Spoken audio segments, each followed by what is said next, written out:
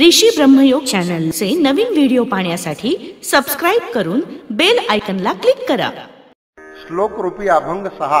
तुझ वाचुनी मागणी काय कोण, मही मंडळी व्यापक विश्व जाना, जीव भावना पुरवू कोण जाणे, तुझ वाचुनी होत का रावराणी, नसे मोक्षदाता ती माझी लोका, भवतारुकू तुझ वाचुनी एका, मने मानसी चिंतिता रूप नाम, पळे पाप ताप भये नाशे काम, हरी नाम हे साच तुझे पुराणी, हरी हातीचे काळ गर्भादी योनी, करू मुखवाणी कशी देशधडी, तुझ वाचुनी वर्णिता व्यर्थ गोडी, भवभंजना व्यापका लोक तिन्ही, तुझ वर्णिता शिनली शेष फणी, असो जीव भाव तुझ्या सर्व पायी, तुझे मागणे आणि व्यर्थ काही, दीनानाथ हे साक्ष तुझी जनाशी, दिने तारली पातकी थोर दोषी, तुका राहिली पायी तो राख देवा, असे मागतो तुमची पादसेवा। देवा मी तुमच्याशिवाय कुणाला काय मागू, कारण पृथ्वी आप तेज वायू आणि आकाश या पंच महाभूतांच्या समुदायातच नव्हे तर अखिल विश्वामध्ये तूच एक व्यापून राहिला आहेस। जगामध्ये पुष्कळ राजराजे जरी असले तरी सुद्धा तुझ्याशिवाय माझ्या अंतकरणातील इच्छा दुसरा कोण पूर्ण करेल। मनामध्ये तुझ्या नामस्वरूपाचे चिंतन केले असता त्या भीतीने सर्व पापता पळून जातात आणि काम क्रोध सुद्धा नष्ट होतात। हे हरी, तुझे हरी हे नाम पुराणामध्ये प्रसिद्ध आहे, कारण तू काळ गर्भवास आणि पशुपक्षादी योनी यांच्या हातून भक्ताला हरण करतोस, त्यांना त्यापासून सोडवतोस, म्हणूनच तुला हरी असे म्हणतात। तुझ्याशिवाय वैषयिक सुखाचे वर्णन करून मी माझ्या मुखातून निघणाऱ्या शब्दांना देशोधडीला कसे लावू। हे भवनाशका, या त्रैलोक्यामध्ये व्यापक असलेल्या नारायणा, तुझे वर्णन करताना हजार फणांचा शेष देखील थकला। देवा माझा जीवभावच काय, पण सर्व तुझ्या पायी असावे हेच तुला मागणी आहे। तुला याशिवाय दुसरे काहीही मागणे व्यर्थ आहे। तुकाराम महाराज म्हणतात, देवा तू दिनांचा नाथ आहेस आणि हे लोकांच्या अनुभवास आले आहे। कित्येक दीन पातकी महापापी तू तारलेले आहेस। मी तुझ्या पायाचा आश्रय करून राहिलो, यासाठी माझे तू रक्षण कर। याप्रमाणे देवा मी तुमच्या चरणांची सेवा मागत आहे। उभा भिवरेच्या तिरी राहिला आहे, असे सन्मुख दक्षिणे मुख वाहे, पळे पाप महासुटे काप थोरू, कसे गर्जती घोष हे नामविरू, गुण गंभीर धीरू हा हास्य मुख, वदे वदनी अमृत सर्व सुख, मुनी लागे लागे बहु गोड चित्ते, देह भावना तुटली याची खंती, ठसा घातला ये भूमी माझी थोर, इच्छा दान ते द्याव यासी उदार, सिद्धी ओळगती जया सर्वा ठाई, तुझे नाम हे चांगले गे विठाई, असे उघडा हा विटेवरी उभा, धरुणी कटी सूत्र हे भक्ती लोभा, पुढे वाट जावी भवसागराची, विठो माऊली सिद्ध हे साधकांची, करा वेगू हो तू धरा पंथ आधी, जया पार नाही सुखा तेच साधी, म्हणे तुका पंढरीये सर्व आले, असे विश्व हे जीवने त्याच जाले। हा माझा पांडुरंग चंद्रभागेच्या तीरावर उभा राहिला आहे। त्याच्या समोर चंद्रभागा दक्षिणमुखी वाहत आहे आणि वैष्णववीर नामघोषाची गर्जना कशी करतात ते पहा, आणि त्यांच्या भीतीने सर्व पाप पळून जात आहे आणि महादोषांना मोठा थरकाप सुटला आहे। हा हरी मोठा गुणगंभीर धीर आणि हास्यवदन आहे। हा आपल्या मुखाने अमृतासारखे गोड बोलतो, त्यामुळे भक्ताला सर्व सुखांची प्राप्ती होते। या हरीचे चित्तामध्ये ध्यान करताना ऋषी मुनींना सुद्धा फार गोड वाटले आणि ध्यान करता करता त्यांचा देहाभिमान नष्ट होऊन गेला, तरी सुद्धा त्यांना त्याची काळजी वाटली नाही। या हरीने त्रैलोक्यामध्ये आपल्या कीर्तीचा ठसा उमटवला आहे। भक्तांच्या इच्छेप्रमाणे दान देण्यास याच्यासारखा दुसरा उदार कोणीही नाही। सर्व सिद्धी या देवाची सेवा करतात। हे विठाई माऊली, तुझे नाम तर फार गोड आहे। हा विठ्ठल भक्तीच्या लोभाने कमरेवर हात धरून विटेवर उघडा उभा आहे। हा विठ्ठल आपण पुढे होऊन भक्तांना भवसागराचा उतार दाखवतो आणि सिद्ध साधकांची तर तो आईच आहे। तुकाराम महाराज म्हणतात, लोक हो तुम्ही तोरा करा आणि पंढरीचा मार्ग धरा, ज्या सुखाला अंतपार नाही अशा प्रकारचं ते अतीव अवीट असे सुख साधा ते प्राप्त करा. ज्याच्या जीवनाचे हे सारे विश्व जगत आहे तो पंढरीत असल्यामुळे त्या ठिकाणी सर्व सुखे आपोआप आलेली आहेत. धना गुंतली चित्त माझे मुरारी, मन घेऊन हिंडवी दारोदारी. मरे हिंडता न पुरे यासे काही, मही ठेंगणी परी ते तृप्त नाही. न दिशे शुद्ध पाहता निजमती, पुढे पडिलो इंद्रिया थोर घाती. जीवानास त्या संगती दंड बेडी, हरी शीघ्र या दृष्ट संगाशी तोडी. असो आलिके काय सांगू अनंता, मोहो पापिनी दृष्ट माया ममता. क्रोध काम यातना थोर करी, तुझ वाचुनी सोडवी कोण हरी. निज देखता निज हे दुरी जाई, निद्राळस दंभ या भीत आहे. तया वस्ती देही नको देऊ देवा, तुझ वाचुनी अनिक नास्ती हेवा. करी घात पात शंका लाज थोरी, असे सत्य भाव बहु भक्ती दुरी. नको मोकलू दिनबंधू अनाथा, तुका विनवी ठेवणी पायी माथा. हे मुरारी, माझे जे चित्त आहे ते धनाच्या आशेमध्ये गुंतून राहिले आहे. अशा प्रकारच्या माझ्या या लोभी मनास मी बरोबर घेऊन दारोदारी हिंडत आहे आणि हिंडून हिंडून मी फुकटच मरत आहे. पण यामध्ये काही पुरे पडत नाही, यामुळे काही तृप्ती होत नाही. या लोभापुढे सारी पृथ्वी ठेंगणी आहे तरी सुद्धा हा लोभ काही पूर्ण होत नाही. माझी बुद्धी तशी पाहिली तर शुद्ध नाही. इंद्रिय सुखांच्या मोठ्या संकटातही मी अडकून पडलो आणि त्याच्या संगतीमध्ये माझ्या जीवाचा नाश झाला, मोठा घात झाला. त्याच्या दंडात आणि वेडीत फार त्रास होतो. हे श्रीहरी, या दुष्ट संगतीतून तू लवकर आम्हाला बाहेर काढ. अशा प्रकारच्या या शत्रूचे मी तुला काय सांगू. हा पापी मोह आणि ही पापिनी आणि दुष्ट माया ममता यांनी मला गांजलेले आहे. काम आणि क्रोध यांच्याही यातना मोठ्या होत आहेत. या सर्वातून हे भगवंता, तुझ्याशिवाय मला दुसरा कोण सोडवणार आहे. निज सुखात मी पाहण्याची इच्छा करीत आहे. ते सुख दूर जात आहे. निद्रा, आळस आणि दंभ यांना मी भीत आहे. माझ्या या देहामध्ये त्यांना वस्ती करू देऊ नकोस. देवा, तुझ्याशिवाय मला आता दुसऱ्या कशाचीही हाव नाही, अभिलाषा नाही किंवा लालसा नाही. माझ्या मनात घातपाताची शंका येऊन मोठी लाज निर्माण झाली आहे. माझ्यापासून भक्तिभाव आणि सत्यव्रती या गोष्टी दूर जात आहेत असे वाटते. दिनांचा बंधू असणाऱ्या देवा, माझ्यासारख्या अनाथाला तू दूर सारू नकोस. तुकाराम महाराज म्हणतात, मी तुझ्या पायावर विनंती करून डोके ठेवत आहे. पैल सावळे तेज पंजाळ कैसे, श्री तुरबिली साजरी मोरपिसे. हरे त्यासी देखता ताप माया, भजा रे भजा यादवा योगीराया. जया कामिनी लुब्धल्या सहस्र सोळा, सुकुमार त्या गोपिका दिव्य बाळा. शोभे मध्यभागी कळा चंद्रकोटी, रूपा मिनली साजरी माळकंठी. तया यादवा श्रेष्ठ हा चक्रपाणी, जया वंदिती कोटी तेहती सतींनी. महाकाळ हे कापती दैत्यजासी, पहा सावळी रूप हे पापनासी. कशी पाऊले साजरी कुंकुमाची, कशी वीट हे लागली दैवाची. जया चिंतिता अग्नि हा शांती निवे, धरावा मानशी आपुल्या दृढ भावे. मुखी देखता मुख हे चित्त माये, देह मांडला भाव हा बाप माये. तुक्या लागले मानसी देव पिसे, चित्त चोरटे सावळे रूप कैसे. आपल्या साक्षात डोळ्यासमोर असलेले हे तेजपुंज परब्रह्म कसे दिसत आहे ते पहा. ज्याने डोक्यावर सुंदर मोरपीस खोवलेले आहेत, ज्याला पाहताच 3 प्रकारचे ताप आणि माया नष्ट होऊन जाते, त्या योगेश्वर कृष्णाला पहा आणि त्याला भजा. ज्याला सुंदर अशा 16,108 स्त्रिया भुलून गेल्या, त्याचप्रमाणे गोकुळामधील सुकुमार आणि तरुण गोपिका ज्याच्या दिव्य शरीराला भुलल्या.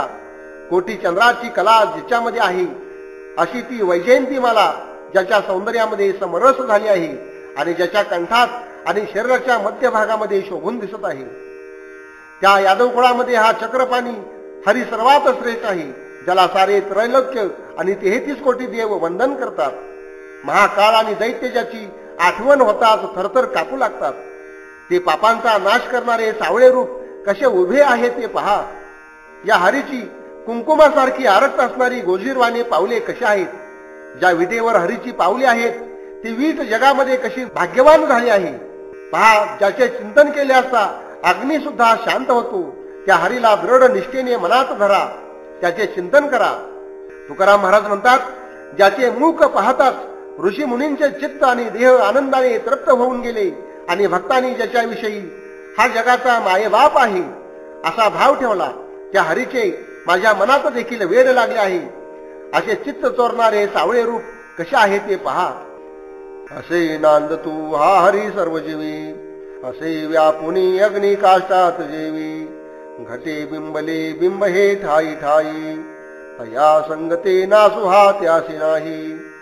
तृण वाटिता क्षीर हे होत नाही, पशु भक्षिता पालटे ते चिरेही. तया वर्मतो जाणता एक आहे, असे व्यापक व्यापुनी अंतर्वाही. फळ कर्दळी शेवटी येत आहे, असे शोधिता पोकळी माझी काही. धीर नाही ते वावगे धीग झाली, फळ पुष्प या यत्न ते व्यर्थ गेले. असे नाम हे दर्पणे सिद्ध केले, असे बिंब ते या गळा आड ठेले. कसे शुद्ध ही दिसे माझी रूप, नका वाढवू शीण हा पुण्य पापू. करा वर्म ठावे नका सोंगवाया, तुका विनवितो पडो काय पाया. त्याची पुत्र दारा धन वास नाही, मग उरले शेवटी काय पाहे. हा भगवंत प्रत्येकाच्या देहामध्ये आत्मस्वरूपाने नांदत आहे. जसा काष्टामध्ये अग्नी सर्वत्र त्या काष्टाला व्यापून असतो, किंवा सूर्याचे प्रतिबिंब प्रत्येक घटामधील पाण्यात पडलेले असते, परंतु घटातील पाणी नष्ट झाले तरी त्याबरोबर सूर्यबिंबाचा नाश होत नाही. त्याप्रमाणे देह नष्ट झाला तरी आत्मरूप हरीचा कधीही नाश होत नाही. गवत जर उखळात घालून ते वाटले तरी पण त्याचे दूध होत नाही, पण तेच व्यालेल्या गायीने किंवा म्हैशीने खाल्ले तर तिच्या देहामध्ये त्या गवताचे दुधाच्या रूपाने परिणाम होतो. आणि याचे वर्म जाणणारा जगामध्ये एक भगवंतच आहे. तो सर्वत्र व्यापक असल्यामुळे अंतर्बाह्य सर्वांना व्यापून आहे. केळीला शेवटी फळ येते, पण केळीच्या पोटामध्ये फळाचा शोध जर घेतला तरी आतमध्ये पोकळीशिवाय दुसरे काहीच दिसत नाही. त्या केळीला फळ येईपर्यंत ज्यांना धीर धरवत नाही अशा लोकांचा धिक्कार असो. त्यांना फळांची किंवा फुलांची प्राप्ती होत नाही. त्यांचा तो केळीच्या पोटामध्ये फळ शोधण्याचा अविचारी प्रयत्न सर्वथा व्यर्थ होऊन जातो. मुखाला बिंब हे नाव आरशाने सिद्ध केलेले आहे. ते बिंब आरशातील खोट्या प्रतिबिंबासारखे भासत असले तरी बिंब सत्य आहे, प्रतिबिंब धर्म मात्र मिथ्या आहे. त्याप्रमाणेच हरी सत्य आहे आणि हरीचे देहात असणारे जीवत्व मिथ्या आहे. म्हणजेच प्रत्येक देहामध्ये हरीचे रूप शुद्ध आणि सत्य आहे. ते पहा, ते जाणा. आणि जीव सुद्धा प्रत्यक्ष भगवंतच म्हणजे हरिरूप असल्यामुळे पाप पुण्य करून त्याचा अभिमान वाढवण्याचा शीन करू नका. तुकाराम महाराज म्हणतात, हरिप्राप्तीचे वर्म जाणून घ्या, फुकटचे व्यर्थपणे सोंगे करीत बसू नका. मी तुम्हाला विनंती करून सांगित आहे, तुम्ही जर ऐकत नसाल तर मी तुमच्या पाया सुद्धा पडतो. स्त्री पुत्र धनांची वासना सर्व सोडून द्या, मग शेवटी काय उरते ते पहा. तुम्हाला निश्चितपणाने हरीची प्राप्ती होईल. मना सांडी हे वासना दुष्ट खोडी, मते मानसी एक हे व्यर्थ गोडी. असे हित माझे तुझ काही ऐकू, धरी विठ्ठली प्रेम हे पायी सुख. असा सर्व भावे तुझ शरण आलो, देह दुःख हे भोगिता फार भ्यालो. भवतारिते दुसरे नाही कोणी, गुरु होत का देव अनेक तिन्ही. जना वासना हे धना थोरी आहे, तुझ लागली संगती तेची सोयी. करी सर्व संगी परित्यागू ठाई, तुका विनवी ठेवणी शिरपायी. तुकाराम महाराज आपल्या मनाला सांगत आहेत की हे मना, तू दुष्ट वासना किंवा वाईट खोडी यांचा सर्वतः त्याग कर. नेहमी मनामध्ये आणि बुद्धीमध्ये या वासनेची गोडी असणे वाईट आहे. माझ्या हिताची आणि तुझ्या हिताची गोष्ट एकच आहे, आणि ती ही की तू विठ्ठलाचे पाय धरावेस. यामध्येच सर्व सुख साठवलेलं आहे. मना, असा मी आता सर्व भावे तुला शरण आलोय. या देहाची दुःखे भोगून मी फार दमलेलो आहे, कंटाळलो आहे. या संसारातून तारणारे मला दुसरे कोणीही नाही. 33 कोटी आणि तिन्ही लोकांचे देव जरी गुरु झाले तरी सुद्धा त्यांचाही या ठिकाणी उपयोग होत नाही. या सर्व लोकांना धनाची फार इच्छा असते. मना तुलाही तीच संगत नेहमी आवडते, पण तू सर्व संगतीचा त्याग करून या विठ्ठल चरणी लीन होऊन जा. तुकाराम महाराज म्हणतात की माझी तुला चरणावर मस्तक ठेवून ही विनंती आहे की तू यापासून अलिप्त हो आणि एका विठ्ठलालाच सर्वस्व समर्पण कर. सुटा याचा काही पाहतो उपायो, तो हे देखे पाय गोविले. ऐशी या दुःखाचे सापडलो संधी, हारपली बुद्धी बळ माझे. प्रारब्ध क्रियमान संचिताचे, ओढत ठायचे आलेसाचे. विधी निषेधाचे सापडलो चपे, एक एक ग्लापे निवडेना. साराविते वाढे त्याची याची अंगी, प्रश्नेची या संगी दुःखी झालो.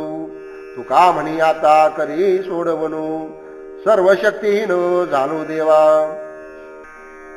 या संसाराच्या पाशातून सुटण्याचा मी जो काही उपाय शोधू लागलो तो त्यामध्ये अधिकच गुंतून पडत आहे आणि त्यात माझे पाय अधिकच खोलामध्ये जात आहेत. अशा या दुःखांच्या पेचामध्ये मी सापडलो असून माझी सर्व बुद्धी आणि माझे बळ आता संपत आले आहे. प्रारब्ध क्रियमान संचित या कर्मामुळं जे जे मला काही भोगावे लागणार आहे ते खरोखर माझ्या मागे धावतच आले आहे. विधी निषेधांच्या कटकटीमध्ये मी सापडलो असून एक संपवलं की दुसरं निर्माण होते आणि त्यातून काहीच मोकळा होत नाही. मला त्याची निवडही करता येईन अशी झाली आहे. ज्याचा निषेध करावा आणि ज्याला दूर सारावं त्याचीच माझ्या अंगामध्ये वाढ होत जाते. अशा या प्रश्नेच्या वाढीमुळे मी अतिशय दुःखी कष्टी झालोय. तुकाराम महाराज म्हणतात की देवा, या संसार बंधनातून या संसार पाशातून आता तूच माझी मुक्तता कर. मी आता सर्व शक्तींच्या विरहित असा दुबळा झालो आहे. भय वाटे करू न सुटे हा संसार, ऐसा पडेलो काचनी करी धावा म्हणवणे. विचार तू काही तो हे मन हाती नाही, तुका म्हणे देवा येथे न पुरे रिघावा. देवा, या संसाराच्या पाशाचं मला अत्यंत भय वाटतो. हा संसार काही सुटता सुटत नाही. मी अशा मोठ्या पेचामध्ये सापडला असून माझ्यासाठी तू ताबडतोब धावून ये. मी स्वतःच्या मनाशी खूप विचार करून पाहिला, पण माझे मन काही माझ्या ताब्यात येत नाही. तुकाराम महाराज म्हणतात, देवा, या मनाच्या ठिकाणी माझा काही प्रवेश नीटपणाने होत नाही, म्हणून तूच धाव आणि मला या काचणीतून सोडव. ये गा पांडुरंगा, घेई वचलोनी वसंगा. ऐशी असोनी आवेशी, दिसतो मी परदेशी. उगवनी गोवा, सोडवनी न्यावी देवा. तुझ आड काही बळकरी ऐसे नाही, तुका म्हणे ऋषिकेशी काय उशीर लाविलासी. हे पांडुरंगा, तू ताबडतोब धावून ये. मला उचलून तू आपल्या पदरामध्ये घे. मी अगदी तुझ्या जवळ आश्रयास असून सुद्धा परदेशी असल्यासारखा झालोय. जेव्हा या प्रपंचाची गुंतवणूक सोडवावी आणि मला यातून तू कायमचं मुक्त कर. तुकाराम महाराज म्हणतात, हे ऋषिकेशा, तू उगीच उशीर का बरं करतोस? ताबडतोब ये आणि माझा स्वीकार कर. माझी विठ्ठल माऊली प्रेम पान्हा पान्हा येली. कुरवाळुनी लावी स्तनी, न वजे दुरी जवळुनी. केली पुरवी आळी, नव्हे निष्ठुर कोवळी. तुका म्हणे घासू, मुखी घाली ब्रह्मरसू. ही माझी विठ्ठल रूपी आई विठाई फार प्रेमळ आहे. ती माझ्यासाठी प्रेमाच्या पाण्याने पाणावलेली असते. तीच मला पाजण्यासाठी उत्सुक झाली आहे. ती मला स्वतःच्या हळुवार हाताने कुरवाळते आणि मग आपल्या स्तनाशी लावते. मला ते कृपेचे दूध पाजते आणि क्षणभर सुद्धा माझ्यापासून दूर जात नाही. मी जो काही हट्ट करीत असतो तो सर्व हट्ट ही माझी आई पुरवत असते. ही माझी आई मनाने अजिबात निष्ठुर नाही, अगदी पूर्णपणे कोमल वृत्तीची आहे. तुकाराम महाराज म्हणतात, माझी ही विठाई माऊली माझ्या मुखामध्ये ब्रह्मरसाचा घास घालीत असते. आम्ही उतराई भाव निरोपणी पायी, तुम्ही पुरवावी आळी, करावी ते लढीवाळी. आमचा हा नेम, तुम्हा उचितो हा धर्म. तुका म्हणे देवा, जाणो सांगी तली सेवा. देवा, आमच्या जवळ आमच्या मनात जो काही भाव होता तो आता सर्व तुला सांगून टाकला आहे आणि आम्ही उतराई झाला आहोत. आमच्याकडून काही जे करायचे होते ते आता काही शिल्लक राहिले नाही. आम्ही आता लढीवाळ भक्तांनी जे जे हट्ट करावेत ते तू पूर्ण करावेत एवढीच पायाची विनंती करीत आहे. अशा प्रकाराने नाना प्रकारचे हट्ट करणे हा आमचा आता स्वभाव धर्म आहे आणि तो पुरवणे हेच तुमचे उचित असे कर्तव्य आहे. देवा, तुम्ही जी काही सेवा मला सांगितली ती सर्व सेवा मी जाणून आहे. केली पाप जेनी दिले अनुमोदनो, दोघाची पतन सारिखेची, विष नवनिता विष करे संगे, दुर्जनाच्या त्यागे सर्व हेतू, देखिले ओढाळू निघाली या सेता, टाळावे निमित्ता थैक म्हणू, तुका म्हणे जोडी केल्या विन कर्म, देखता तो श्रम न मानिता. जर कुणी पाप केलं किंवा पाप करीत असेल आणि दुसऱ्यानं त्याला अनुमोदन दिलं असेल, ते पाप करण्यास त्याला प्रवृत्त केला असेल किंवा अनुमोदन जर दिलं असेल किंवा उत्तेजन दिलं असेल तर दोघांचंही सारख्याच प्रकारे पतन होतं. दोन्ही तितकेच दोषी असतात. लोण्यामध्ये जर अगदी थोडे जरी विष घातले तरी सुद्धा सर्व लोणी त्या विषाच्या संगतीनं विषमय होऊन जातं. म्हणून दुर्जनांचा सर्वस्वी त्याग करावा आणि दुर्जनांचा त्याग करण्यामध्येच सर्वांचं हित असतं. एखादं ओढाळ जनावर शेताच्या बांधावर असेल किंवा शेताकडे निघाला असेल तर त्याला हाईक हाईक म्हणून आपले कर्तव्य केल्याचे कधी चुकू नये. तुकाराम महाराज म्हणतात, एखादे कार्य करण्यातच श्रम आहेत, असे कार्य केल्याशिवाय त्यापासून लाभ होणार नाही. म्हणजे कार्य केलं तरच त्याचा लाभ मिळणार आहे. विठ्ठल गीती विठ्ठल चित्ती, विठ्ठल विश्रांती भोगजया, विठ्ठल आसनी विठ्ठल शयनी, विठ्ठल भोजनी ग्रासोग्रासी, विठ्ठल जागृती स्वप्न सुषुप्ती, हा न तुझे नेनती विठ्ठले विनो, भूषण अलंकार सुखाचे प्रकारू, विठ्ठल निर्धारो जया नरा, तुका म्हणे तेही विठ्ठलची झाले, संकल्प मुराले तुझेपणे. विठ्ठल गाण्यामध्ये विठ्ठल आहे, चित्तामध्ये विठ्ठल आहे. सर्व विश्रांतीचं एकमेव ठिकाण विठ्ठलच आहे. ज्यांचे सर्व भोग सुद्धा विठ्ठलमय होऊन गेले आहेत. आसनावर बसले असताना विठ्ठल, झोपायला गेला असताना विठ्ठल, ज्यांना दिसतो जेवण करीत असताना प्रत्येक घासाबरोबर ज्यांना विठ्ठल प्रतीत होतो, ज्यांच्या जागेपणी स्वप्नामध्ये किंवा अर्धवट झोपलेल्या स्थितीमध्ये सुद्धा विठ्ठलाशिवाय दुसरं काहीच दिसत नाही. ज्यांचे सर्व भूषण अलंकार हा विठ्ठलच होऊन गेला आहे आणि ज्यांचा सर्व निर्धार विठ्ठलच बनून राहिला आहे. तुकाराम महाराज म्हणतात, ते स्वतःच विठ्ठल रूपास पावलेले आहेत. दुजेपणाची म्हणजे आपण विठ्ठलाशिवाय दुसरे कोणीतरी आहोत अशी भावनाच त्यांच्या ठिकाणी उरलेली नसते.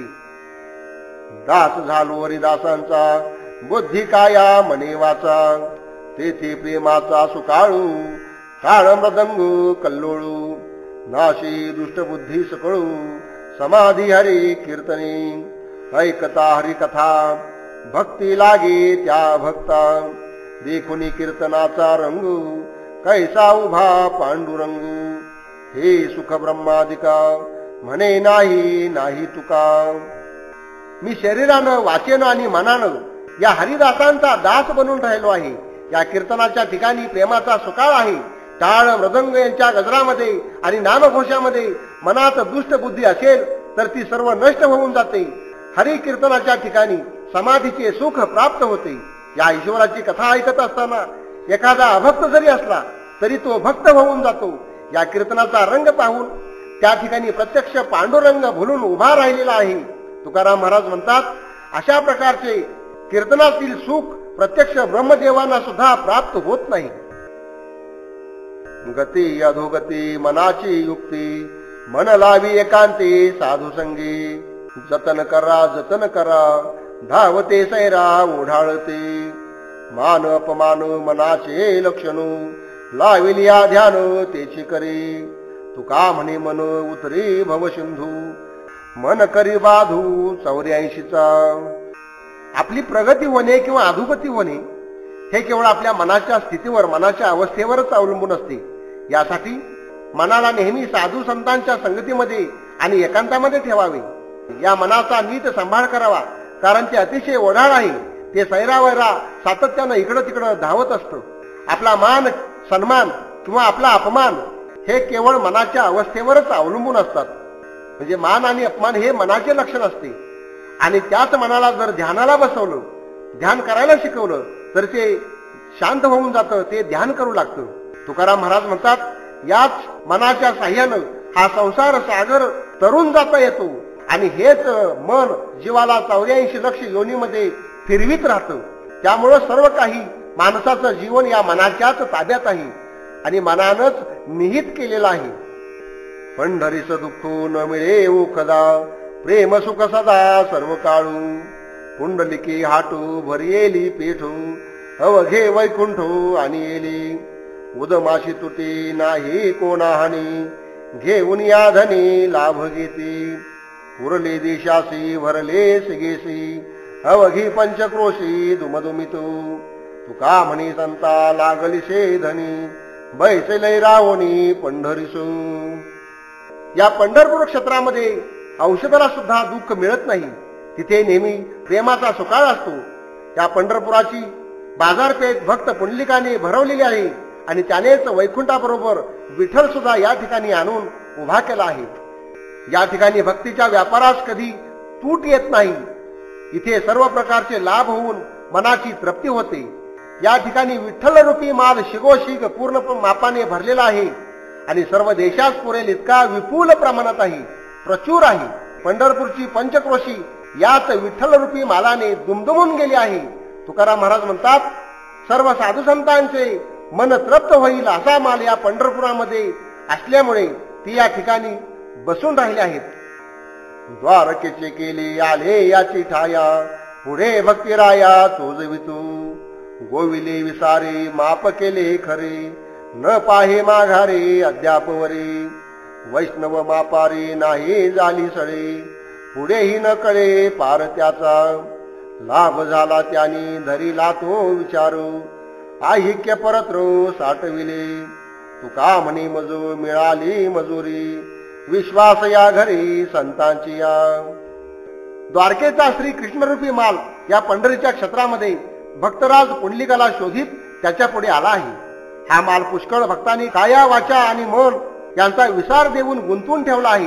काहींनी या मालाचे खरे माप करून तो आपल्या ताब्यामध्ये घेतला आणि हा माल पुष्कळाने घेतला तरी तो खूप पुष्कळ प्रमाणात आहे, प्रचूर प्रमाणात आहे. तो माल संपला म्हणून कधी कोणी परत गेला नाही आणि हा माल वैष्णवानी आपल्या वाणीने कितीही मोजला तरी सुद्धा आणखी 1 शतकाचा किंवा दशकाचा देखील सळ झाला नाही. पुढे किती मापावं लागणार आहे त्याचा शेवट माहीत नाही. असा हा श्रीकृष्ण रूपी माल अमर्याद आहे, असीमित आहे. ज्यांना हा माल घेण्यापासून लाभ झाला त्यांनी पुन्हा पुन्हा हा माल घेण्याचा विचार केला आणि काही भक्तांनी इहलोकी आणि परलोकी हा माल साठवून ठेवला आहे. तुकाराम महाराज म्हणतात, विश्वास ठेवून संतांच्या घरी राहिलो आणि चित्तामध्ये श्री कृष्णरूपी माल वाहण्याचे कष्ट केले म्हणूनच त्यांच्याकडून मला ज्ञानरूपी मजुरी आज मिळाली आहे. सुरवर येती तीर्थे नित्य काळू, पेठते निर्मळो चंद्रभागा. साक्षभूत नव्हे सांगितले मातू, महिमात्यद्भुत वर्णवेना. पंचक्रोशी माझी रीघ नाही दोषा, जळती या पैसा घोरते. निर्विषयी नरो चतुर्भुजनारी, अवघा घरोघरी ब्रह्मानंदू. तुका म्हणे जापे नाही पुण्यलेशू, जारे पंढरीसो घेई कोटी. पंढरपूरच्या पेठेमध्ये इंद्रादिक सुरगण देवाच्या दर्शनासाठी येतात. गंगेसारखी तीर्थ शुद्ध होण्यासाठी, चंद्रभागेच्या स्नानासाठी सर्व काळ येत असतात. असे ते पंढरपूर आणि त्या ठिकाणची चंद्रभागा अत्यंत पवित्र आहे. ही केवळ सांगितलेली किंवा ऐकलेली गोष्ट नाही तर ती प्रत्यक्ष माझ्या अनुभवाची आहे. पंढरपूरच्या पंचक्रोशीमध्ये पापाचा कधी प्रवेश होत नाही. पूर्वी काही घोर पापे केलेली असली तरी ती आपोआप जळून जातात. पंढरीतील नर आणि नारी विरक्त आणि चतुर्भुज विष्णू स्वरूप आहेत आणि घरोघरी हरिनामाचा ब्रह्मानंद चालतो. तुकाराम महाराज म्हणतात, लोक हो, तुमच्याजवळ थोडे सुद्धा पुण्य नसेल तर तुम्ही पंढरपूरला जा आणि कोट्यावधी पुण्य संपादन करा. विचार नाही नरू खर तो तैसा, वाहे ज्ञान पाठी भार लगड जैसा. वादावाद करणे त्याशी तोचीवरी, गुखाडीची चाड सरे तोच बाहेरी. सौभाग्य संपन्न हो का वृद्ध प्रतिष्ठा, छी करुणी सांडी पाया लागली ते विष्ठा. नाही याची कुळ फासे ओढी तयाशी, तुका म्हणे काय मुद्रा सोंग जाळीशी. जो माणूस कधी परमार्थाचा साधा विचार सुद्धा करीत नाही तो मनुष्य असून नसल्यासारखा आहे किंवा तो मनुष्य गाढवाप्रमाणेच आहे. उगीच पाठीवर ब्रह्मज्ञानाचे ओझे वाहणारा, म्हणजे गाढव जसं पाठीवर ओझं वाहतं तसा हा आपल्या पाठीवर ओझे वाहणारा असतो. बाहेरच्या घाणेरड्या जागांची सवय लागल्यामुळे त्याला नेहमी वादविवाद करणेच आवडते. अशा प्रकारचा माणूस तो जरी भाग्यवान, श्रीमंत किंवा वृद्ध, प्रतिष्ठित जरी असला तरी त्याचा धिक्कार पायास लागलेल्या विष्ठेप्रमाणे करावा. जो नुसतेच फाशे वळतो त्याला याती कुळ यांची प्रतिष्ठा कधीच नसते. तुकाराम महाराज म्हणतात, त्याच्या माळा समुद्राच्या सोंगाला काही जाळायचे आहे. देव होशी तरी आणि का ते करीशी, संदेह येविषयी करणे न लगे. दुष्ट होती तरी आणि का ते करीशी, संदेह येविषयी करणे न लगे. तुका म्हणे जे दर्पणे बिंबले, ते तया बाणले निश्चयसी. तू जर प्रत्यक्ष देव स्वरूप झाला असतील, तसा तुझा प्रत्यक्ष अनुभव असेल, तर मग तू स्वतःच्या संगतीनं इतरांना सुद्धा प्रत्यक्ष देव करून सोडशील. आणि जर दुष्ट झालास तर मग इतरांनाही तू तसेच दुष्ट बनवतोस, याबद्दल सुद्धा संदेह मनामध्ये असत नाही. तुकाराम महाराज म्हणतात, ज्याचे जसे रूप असेल तसेच ते आरशामध्ये प्रतिबिंबित होत असते. म्हणजे संतांच्या संगतीमध्ये संत बनून जातो. जो प्रत्यक्ष ब्रह्मरूप झालेला आहे त्याच्या संगतीमध्ये ब्रह्मरूप होतो. जो प्रत्यक्ष देव झाला आहे त्याच्या संगतीमध्ये देवरूप होतो. आणि दुष्टांच्या संगतीनं दुष्ट बनत जातो. कली धर्म मागी सांगितले संती, आचार सांडिते द्विज लोक. त्याची कळू आता येतशे प्रचिती, अधर्माचे कते धर्म नव्हे. तपव्रत करिता लागते सायासू, पाळिता पिंडासू गोड वाटे. देव म्हणूनी न येते देवळा, संसारा वेगळा तरी का नव्हे. तुका म्हणे मजू धरिता गुमानू, ऐशे कोणी जणू नरका जाती. कलियुगामध्ये सर्वत्र अधर्म पसरेल असे मागील संतांनी आणि ऋषीमुनींनी सांगून ठेवलंय. ब्राह्मण लोक या कलियुगामध्ये स्वतःचा आचार धर्म सोडून देतील आणि त्याचीच प्रत्यक्ष प्रचिती आज येत आहे. सर्वजण धर्म सोडून अधर्माचाच आधार घेऊन वागत आहेत. तपश्चर्या, व्रत करणे या गोष्टीला फार परिश्रम पडतात. त्यामुळे देहाचे लाड करून त्यास वाढवणे, त्याला गोंजारत राहणे आणि देहाला गोंजारण्यामध्येच त्यांना अधिक गोडी वाटत आहे. हे ब्राह्मण लोक स्वतःलाच देव समजत असल्यामुळे ते देवळात जाण्याची त्यांना गरज वाटत नाही आणि संसार पाशातून वेगळेही ते कधी निघू शकत नाहीत. तुकाराम महाराज म्हणतात, मी जर यांची चौकशी केली तर असे जे कोणी असतील ते खात्रीने नरकालाच जातील. नमो विष्णू विश्वरूपा माय बापा, अपरा अमुपा पांडुरंगा. विनवितू रंकु दास मी सेवकू, वचन ते ऐकू ऐकावे.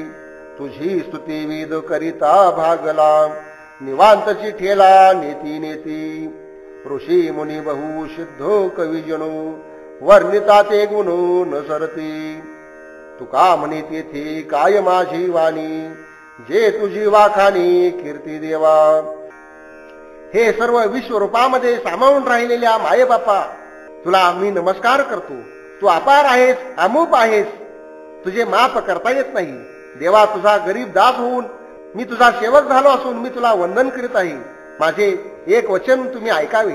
देवा, तुझी स्तुती करताना वेद सुद्धा दमून गेले, ते थकले भागले आणि शेवटी नेती नेती म्हणजे हे नाही ते नाही असे म्हणू लागले आणि स्तब्ध राहिले. अनेक ऋषीमुनी, सिद्ध, कविजन हे सर्वजण तुझे गुणगान करीत असले तरी सुद्धा तुमचे संपूर्ण वर्णन कुणालाच होऊ शकत नाही. तुकाराम महाराज म्हणतात, हे भगवंता, अशा परिस्थितीमध्ये तुझ्या कीर्तीचं वर्णन मी कसं करावं, तुझ्या कीर्तीची वाखाणणी करावी हे माझ्या वाणीला कसे काय जमणार. तू सर्वांच्या पलीकडचा आहेस.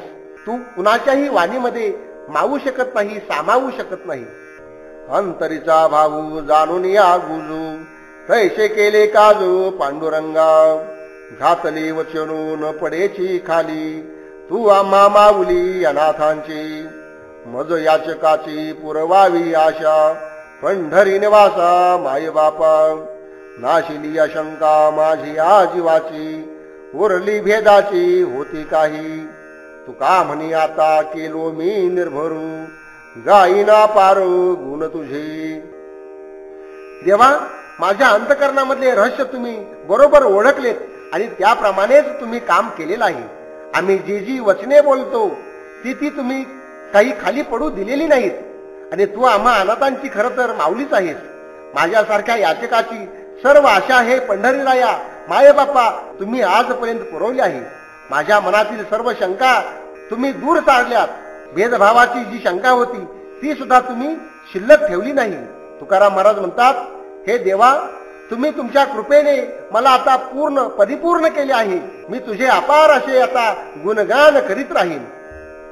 उदार कृपाळू अनाथांचा नाथू, हय कशी मातो शरणागता. सर्व भार माथा चालविषयी त्यांचा, अनुसरली वाचा कायामनी. पाचारिता उभा राहाशी जवळी, पाहिजे ते काळी पुरवावी. चालताही पंथू सांभाळशी वाटे, वारिशील काटे खडी हाते. तुका म्हणे चिंता नाही तुझ्या दासा, तू त्यांचा कोवसा सर्व भावी. देवा, तू अनाथांचा नाथ आहेस, उदार आहेस, कृपाळू आहेस आणि माझ्यासारख्या शरणागताची तू सर्व हकीकत ऐकतोस. माझी मात, माझी गोष्ट तू समजून घेतोस. जे तुला काया वाचा आणि मनाने अनुसरतात, तुला शरण येतात, त्यांचा सर्व भार तू आपल्या मस्तकावर वाहतोस. जर तुला कुणी हाक मारली तर तू त्यांच्या जवळ येतोस आणि उभा राहतोस. त्यांना ज्या काळी जे काही हवे असेल त्या काळी ते सर्व तू देतोस. हे तुझे भक्त जर रस्त्याने वाटेने चालत असताना नेहमी तू त्यांचा सांभाळ करतोस. त्यांच्या पायाला जर काटे खडे लागत असतील तर ते बोचू नयेत म्हणून तू ते आपल्या हाताने दूर सारतोस. तुकाराम महाराज म्हणतात, देवा, तुझ्या दासांना कसली सुद्धा चिंता राहत नाही, कारण तू सर्व भावे त्यांचा आश्रयदाता आहेस. त्यांचे आश्रयस्थान सुद्धा तूच आहेस. काय कीर्ती करू लोक दंभ मानू, दाखवी चरण तुझे मजू. मज आता ऐसे नको करू देवा, तुझा दास जावा वाया विनू. होईल थोरपणू जाणेवेचा भारू, दुरावेन दूर तुझ्या पायी. अंतरीचा भाऊ काय कळे लोका, एक मानी एका देखो वेखी. तुका म्हणे तुझे पाय आतोडती, ते मज विपत्ती गोड देवा. देवा, हा लौकिक ही मोठी कीर्ती, लोकांकडून सन्मान, दंभ इत्यादींना घेऊन काय करायचे? मला फक्त तुझे चरणच हवे, तेच मला दाखव. देवा, मी तुझा दास व्यर्थ होऊन जाईन असे माझ्याविषयी काही घडू देऊ नकोस. या ज्ञानाचा फार मोठा उगीचच भार होऊन मी तुझ्या पायांना मुकेल असे काही करू नकोस. माझ्या अंतरंगातील भाव लोकांना सहजासहजी समजतो की काय? मान सन्मान हा एक दुसऱ्याला वरवरचा सुद्धा दाखवता येतो. तुकाराम महाराज म्हणतात, देवा, जेणेकरून तुझे पाय मला प्राप्त होतील किंवा सापडतील, मग मला कोणतीही विपत्ती, कोणतेही संकट गोड वाटू शकेल, पण तू मला पाहिजेस. मानव या जुग व्हावी द्रव्य माया, नाही हे माझी या जीवा चाडू. तुझ्या पायासाठी केली आराणू तू, आता काही एक नको तुझे. करून या कृपा करी अंगीकारू, न लवी उशिरू आता देवा.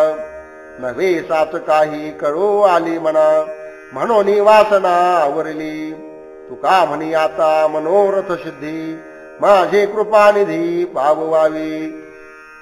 जगामध्ये जर मान सन्मान हवा असेल तर जवळ काही धनाची जपणूक करायला हवी, म्हणजे जवळ धन असायला हवं. संपत्ती जर जवळ असेल तरच त्याला मान सन्मान मिळतो, आणि माझ्या मनात तर याची बिलकुल इच्छा नाही. मी आजपर्यंत तुझ्याच पायाशी विश्रांतीचे स्थान मिळवलेले आहे. आता मला दुसरे काही नको. माझ्यावर कृपा कर आणि माझा स्वीकार कर. आता तू माझ्या बाबतीत कधी अजिबात उशीर लावू नकोस. देवा, तुझ्याशिवाय दुसरे काही खरे नाही, हेच माझ्या मनाला सत्य खरेखुरे समजून आलेले आहे, म्हणून मी आपली वासना आवरून धरलेली आहे.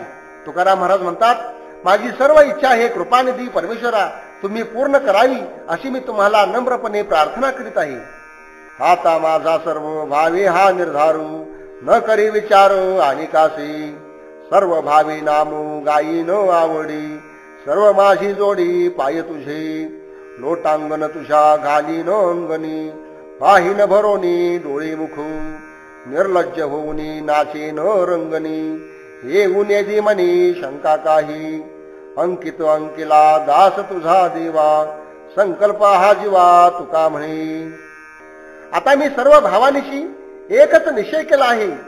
दुसऱ्या कोणत्याही साधनांचा विचार न करता मी तुझाच विचार करीत राहणार आहे. मोठ्या प्रेमाने आणि सर्व भावाने मी आता तुमच्याच नामाचे गुणगान करीन आणि तुमचे पाय हीच माझी सर्वश्रेष्ठ प्राप्ती आहे असे मी माझ्या मनाला सांगित आहे. देवा, मी तुझ्या अंगणामध्ये लोटांगण घालीन, डोळे भरून तुझे मुख पाहीन, कसली लाज माझ्या मनात आता येणार नाही. तुझ्या भोवती मी नृत्य करीन, मनामध्ये कसली सुद्धा शंका येणार नाही. मी तुझ्या स्वाधीन झालेला तुमचाच एक दास आहे. तुकाराम महाराज म्हणतात, आणि हाच माझा एक संकल्प माझ्या मनाला अतिशय आनंद देत आहे. जने जनार्दनो ऐकतो हे मातू, कैसा तो वृत्तांतो न कळी आम्हा. जन्म जरा मरणो कवन भोगी भोगू, व्याधी नाना रोगो सुख दुःखी. पाप पुण्य शुद्धा शुद्धो आचरणे, ही कोणा कारणे कवने केली. आम्हा मरण नाशू तू तव विनाशू, कैसा हा विश्वासू साच मानू. तुका म्हणे तुची निवडी हा गुढारू, दाखवी साचारू तेची मजू.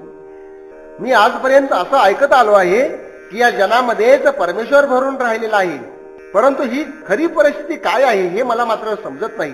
तोच परमेश्वर जर सर्वत्र असेल तर मग जन्म कोण घेतो? तो तर अमर आहे, मग मरतो कोण? जर तो अविनाशी असेल तर नाना प्रकारच्या व्याधीनी दुःखानी कोण ग्रासलेला असतो? नाना प्रकारचे भोग भोगणारा कोण असतो? तोच जर सर्वत्र जनार्दन वस्ती करून भरलेला आहे तर मग पाप पुण्य शुद्ध अशुद्ध अशा प्रकारचं आचरण ही मग कुणासाठी आणि कुणी निर्माण केली आहेत? आम्हा सर्वांना मरण आणि नाश आहे आणि तू मात्र अविनाशी आहेस. यावर विश्वास ठेवून मी ते खरे कसे मानू? तुकाराम महाराज म्हणतात, देवा, या ज्या काही गूढ गोष्टी आहेत त्याचा तू निवाडा कर. त्या निवडून खरं काय खोटं काय हे मला समजावून सांग. जे खरं असेल, जे सत्य असेल तेच मला समजावून सांग. यथार्थवाद सांडूनी उपचारू, बोलते ते अघोर भोगीतील. चोरा धरिता सांगे कुठोऱ्याचे नावू, दोघांचेही पावू हात जाते. तुका म्हणी असे पुराणे निवाडू, माझी हे बडबडू नव्हे काही. यथार्थपणे जे काही खरं आहे ते न सांगता उगीच लोकांना आवडतील अशा वायफळ गोष्टी जर सांगितल्या तर त्या महाभयानक अशा नरकाला घेऊन जातात. एखाद्या चोराला जर धरलं तर तो आपल्याच मालकाचे किंवा प्रमुखाचे नाव सांगतो आणि मग दोघांनाही बंदिवासाची शिक्षा भोगावी लागते. तुकाराम महाराज म्हणतात, असा निवाडा पुराणानेच केलेला आहे, म्हणजे पुराणानेच हे सर्व सांगून ठेवलेलं आहे आणि मी तर केवळ फक्त माझी ही बडबड फक्त करीत आहे.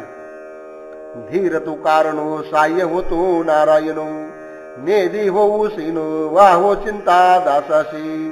सुखे करावे कीर्तनो हर्ष गावे हरचे गुणू, वारी सुदर्शनू आपणची कळी काळू. जीववेची माता बाळा जड भारी होता, तो नव्हे दाता प्राकृता या सारिखा. हे तू माझ्या अनुभवा आले जीवे, तुका म्हणे सत्यू पावे आचू नये कारणा. या परमार्थ मार्गामध्ये जो धीर धरून वागतो त्यालाच नारायणाचे साह्य होत असते. तो आपल्या दासांना कधीच शीन होऊ देत नाही किंवा दासांना चिंता सुद्धा कधी करू देत नाही. देवाच्या भक्तांनी सुखामध्ये राहून कीर्तन करावे आणि मोठ्या आनंदाने परमेश्वराचे गुणगान करावे, नामघोष करावा. मग तोच स्वतः आपल्या सुदर्शनाच्या साह्याने प्रत्यक्ष यमाचे सुद्धा संकट दूर करतो.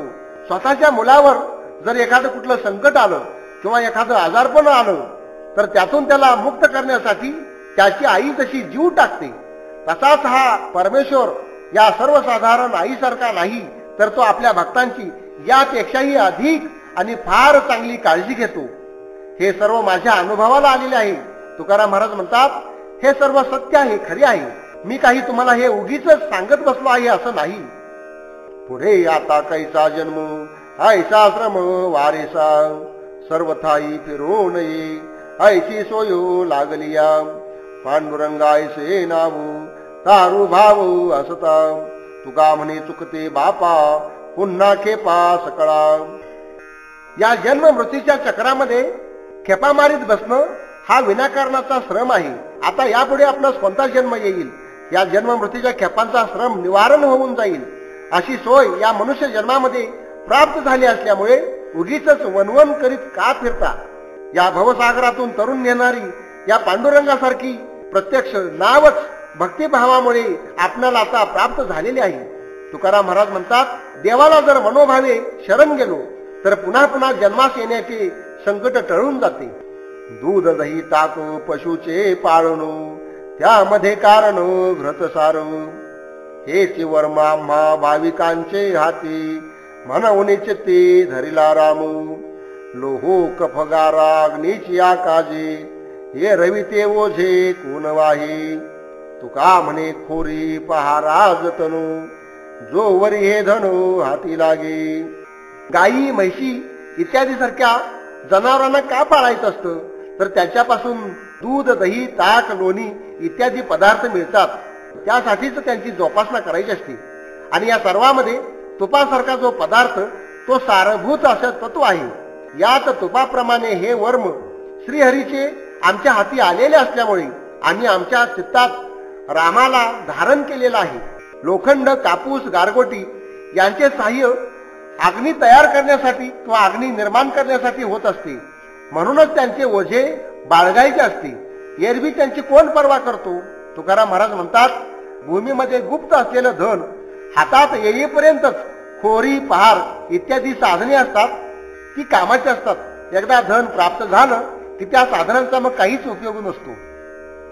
वीर विठ्ठलाची गाढी करी काळ पाया पडे करी तू घोष जय जयकारू जळते दोषांचे डोंगरू क्षमा दया शांती बाण अभंग ही हाती तुका म्हणे बळी तेची एक भूमंडळी. या विठ्ठलाचे जे वीर आहेत ते मोठे शूर आणि प्रत्यक्ष यमाला सुद्धा त्यांचा दरारा वाटतो. काही काळ सुद्धा त्यांच्या पाया पडतो. हे वीर नेहमी विठ्ठलाचाच जय घोष करतात, जय जयकार करतात आणि त्या जय जयकारामुळे दोषांचे डोंगरच्या डोंगर जळून खाक होतात. या वीर भक्तांच्या हातामध्ये दया क्षमा शांती आणि अभंगरूपी बाण हातामध्ये असतात. तुकाराम महाराज म्हणतात, या जगामध्ये हे वीर भक्तच अतिशय बलवान म्हणून प्रसिद्ध आहेत. सर्व भूमंडळामध्ये तेच एक बळीवंत आहेत, शूर आहेत. ऐकेरे जना तुझ्या सोहिताच्या खुणा पंढरीचा राणा मना माझी स्मरावा मग कैचरी बंधनू वाचे गाता नारायणू भव सिंधू तू जाणू येची तिरी सरेलू दास्य करील करी काळू बंध तुटेल माया जाळू होतील सकळू रिद्धी सिद्धी म्हणियारी.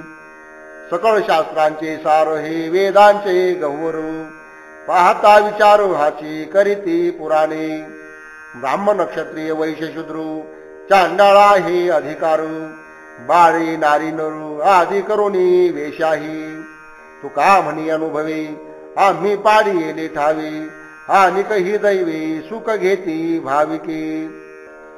हे जनलोक हो, मी तुम्हाला तुमच्या हिताच्या खुणा नीटपणे सांगतोय ते ऐका.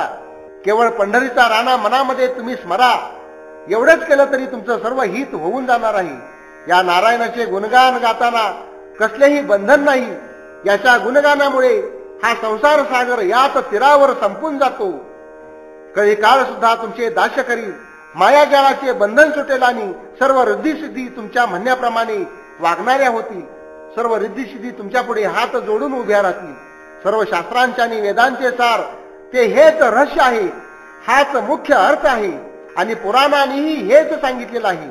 आणि हे करण्यासाठी सर्वांना याचा अधिकार आहे. मग तो ब्राह्मण असो, क्षत्रिय वैश्य शूद्र चांडाळ या सर्वांना या विठ्ठल नामाचा अधिकार आहे.